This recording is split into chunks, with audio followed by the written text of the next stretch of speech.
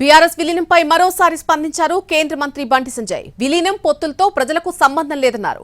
కేసీఆర్ కేటీఆర్ పేరెత్తితేనే జనం రాళ్లతో కొట్టే పరిస్థితి ఉందన్నారు Bandi Sanjay. BRS outdated party అని విమర్శించారు. బీఆర్ఎస్ ను కలుపుకోవాల్సిన కర్మ తమకు లేదంటున్నారు బండి సంజయ్. ఆ అవసరం కాంగ్రెస్ పార్టీకి మాత్రమే ఉందని చెబుతున్నారు. ఈ పార్టీ ఆ పార్టీ ఎడుతుంది, ఆ పార్టీ ఈ పార్టీ గంగలో అని గోదాట్లో అని అనుకుంటారు ప్రజలు. మాకెందుకు, మాకు కావాల్సిన రుణమాఫీ కావాలి. యువత ఏమనుకుంటారు, మాకు కావాల్సిన ఉద్యోగాలు కావాలి.